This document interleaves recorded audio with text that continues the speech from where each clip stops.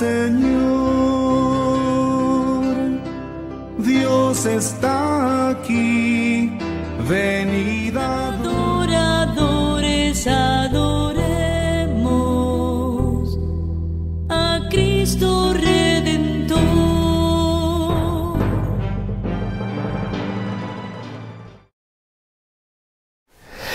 Bueno, pues estamos concluyendo la cincuentena pascual. De hecho, nos encontramos ya en este último fin de semana de la Pascua, aquella Pascua que se iniciaba de una manera rara para todos nosotros, que la iniciábamos el día de la resurrección, pero confinados, ¿no? Y ahora, pues gracias a Dios tenemos la suerte de poder encontrarnos también para celebrar esta otra, digamos, segunda Pascua, la Pascua de Pentecostés, la Pascua de la venida del Espíritu Santo, el don prometido por Jesucristo para sus discípulos, para aquellos que continuaran su misma tarea, y que una tarea que no podrían desarrollar solos, ¿no? De hecho, lo escuchábamos la semana pasada cuando celebrábamos la fiesta de la Ascensión del Señor, donde aparece una tarea: vosotros seréis mis testigos, pero dentro de no pocos días recibiréis el Espíritu Santo, que será el que os lleve realmente a poder desarrollar esa tarea. Pues ya estamos aquí para celebrar en las puertas de esta vigilia de Pentecostés, en el día del envío del Espíritu Santo, donde a mí me gustaría que nos centráramos en una cuestión para que podamos entender. Lo primero que tenemos que tener claro es que esta fiesta de Pentecostés no es una fiesta propiamente cristiana, sino que hunde sus raíces en la fiesta de Pentecostés que ya celebran los judíos, ¿no? Y es importante que nosotros tengamos en cuenta eso, porque el cristianismo, inventar lo que se dice inventar, inventa más bien poco, sino que viene a ser el culmen de todo un proceso pedagógico que Dios Padre ha tenido a bien para darnos a conocer toda su voluntad, todo su designio, toda su intimidad a través de Jesucristo, ¿no? Y dentro de esa pedagogía, evidentemente, es el Antiguo Testamento donde nosotros hundimos nuestras raíces que nos hagan comprender. ¿Qué celebraban los judíos en la fiesta de Pentecostés? ¿Qué celebramos nosotros? ¿Qué añade el Pentecostés cristiano al Pentecostés judío? Podríamos decir, para tenerlo nosotros en síntesis, que Pentecostés viene a añadir a la Pascua lo que aquella anunciaba también que a esta le faltaba. Tanto en el ámbito judío como en el ámbito cristiano. Uno sería el bautismo, que identificaría la Pascua; otro sería la confirmación, que identificaría Pentecostés. ¿Qué añade la confirmación al bautismo? Porque en el bautismo también se recibe el Espíritu Santo. Esto es lo que nosotros vamos a celebrar en esta solemnidad de Pentecostés, en la que ya estamos a las puertas. Por tanto, voy a entrar en esto de qué celebraban los judíos. Los judíos han salido de la esclavitud de Egipto, han descubierto la potencia, la presencia de Dios, que ya no es lejano, sino que es un Dios que entra en combate, en lucha, que sufre, que tiene compasión de su pueblo. Es un Dios liberador, un Dios que combate contra los enemigos, ¿no? Y han experimentado en aquella gran noche de la Pascua cómo Dios ha cumplido su promesa. Ha liberado definitivamente a aquel pueblo que era nada, que era un pueblo de esclavos, el pueblo hebreo, lo ha liberado para conducirlos a la tierra que Él le había prometido.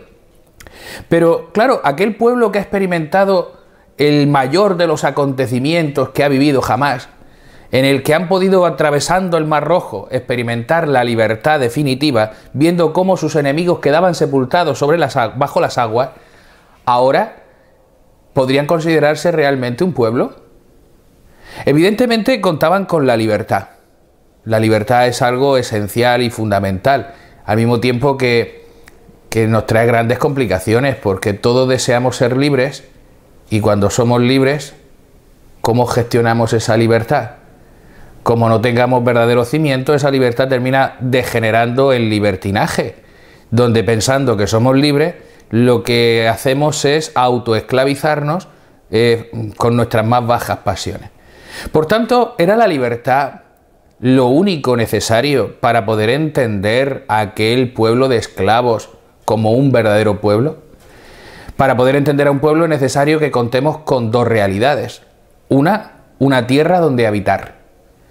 Y aquella tierra donde habitar todavía no se había dado, pero estaban en proceso eran peregrinos hacia esa tierra que Dios había prometido a sus padres, la tierra de Abraham, de Isaac y de Jacob, y que hacia ella caminaban para que el Señor se la diera en heredad lo que ya había prometido a sus antiguos.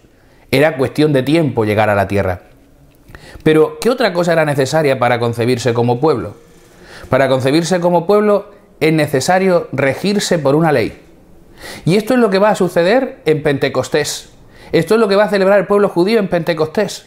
Que Dios ha tenido a bien regalarle una ley. No es una ley como nosotros podemos entender, fruto de un consenso emanado de un parlamento, sino que es una ley que procede directamente del Señor.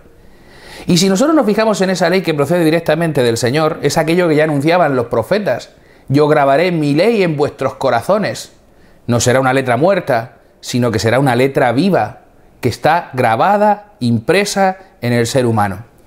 Y esa letra viva que está grabada, impresa en el ser humano, es lo que nosotros podemos identificar perfectamente con el derecho natural.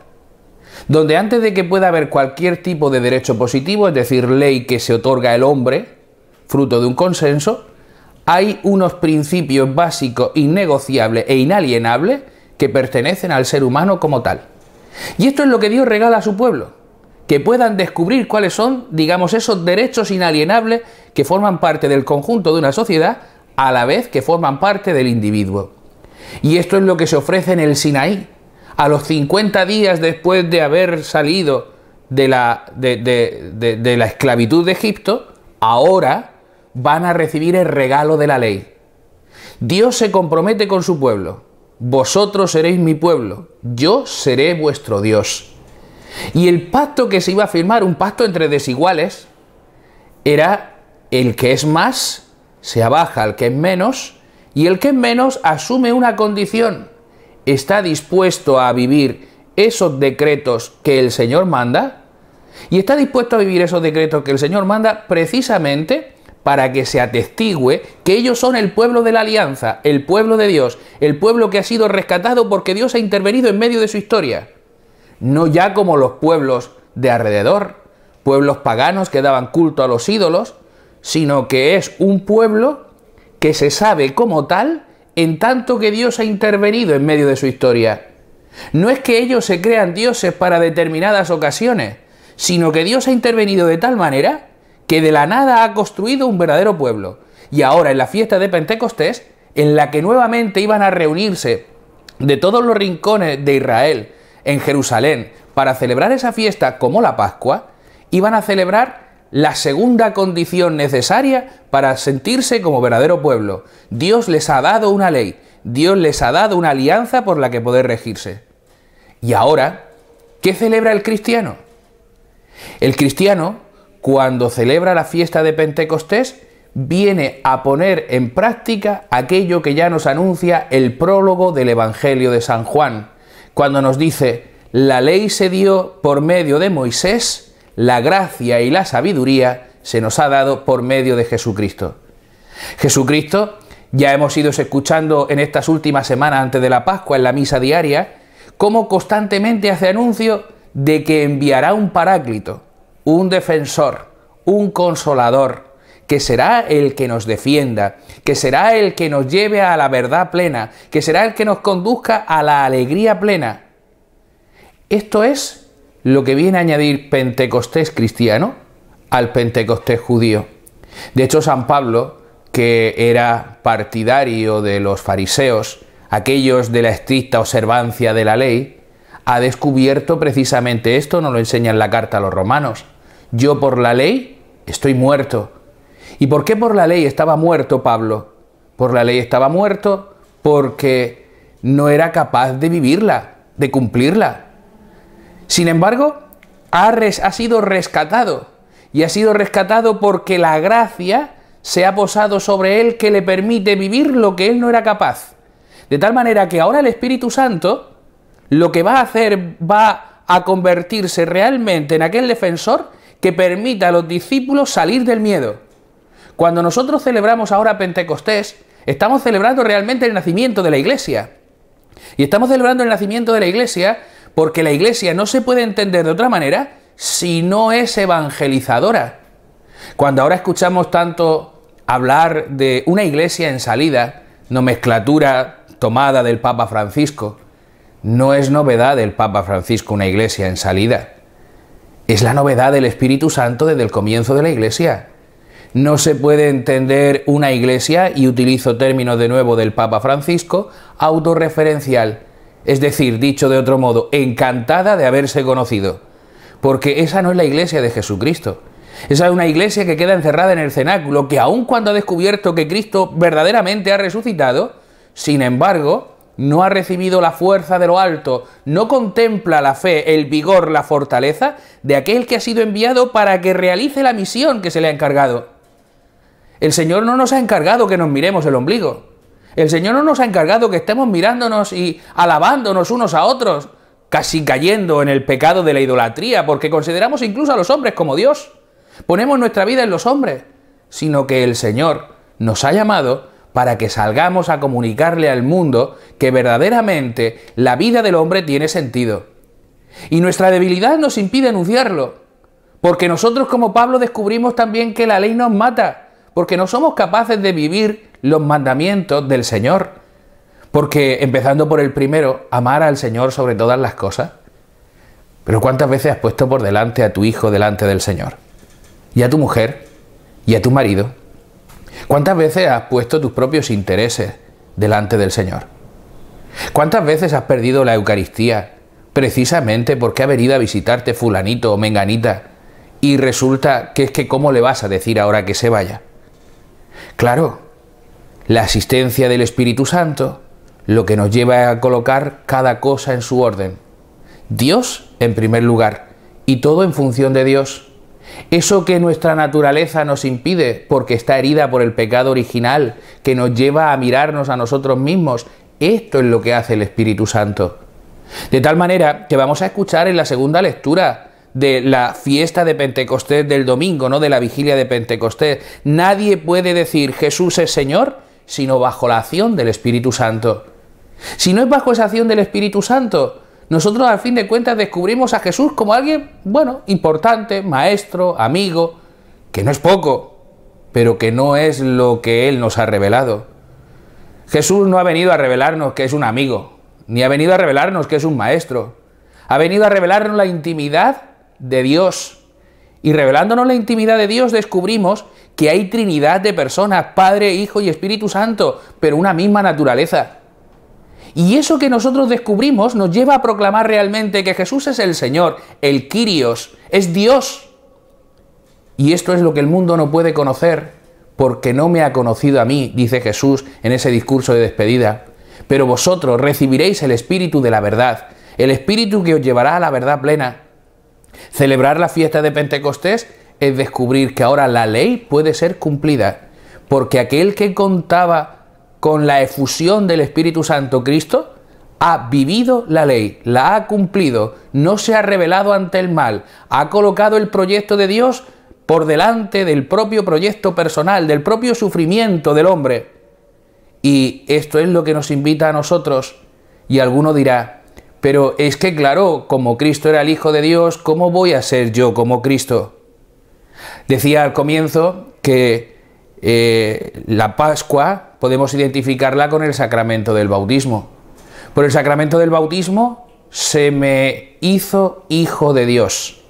Y además, con la unción con el crisma sobre la cabeza después de haber salido del agua bautismal, se me señalaba cuál era mi nueva condición, para que seas para siempre miembro de Cristo, sacerdote, profeta y rey. Es decir, ¿cuál es tu nueva identidad?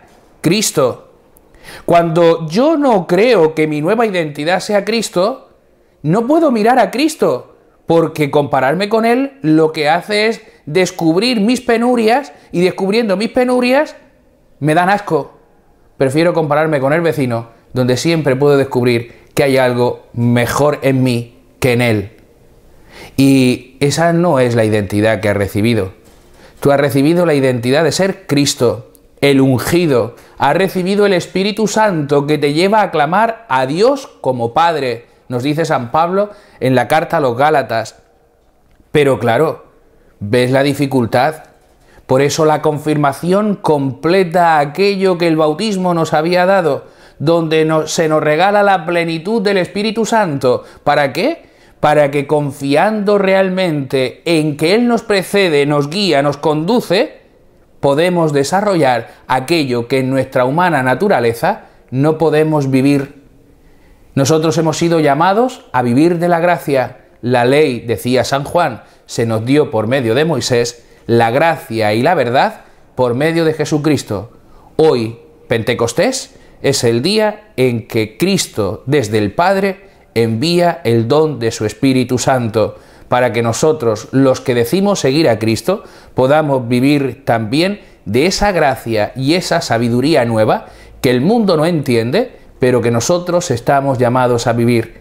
No nos dejemos encandilar por las luces, las fastuosidades del mundo, sino que vivamos realmente de la condición para que fuimos llamados, ser hijos de Dios, ser otro Cristo, y contamos con una garantía segura. Ahora nosotros somos verdadero pueblo de Dios porque tenemos una patria, el cielo, a la cual peregrinamos como aquel pueblo en el desierto, y tenemos una ley que se nos ha regalado, inscrita en el corazón del hombre, no en tablas de piedra, que es la acción del Espíritu Santo, que nos guía y nos conduce para participar eternamente de la patria del cielo.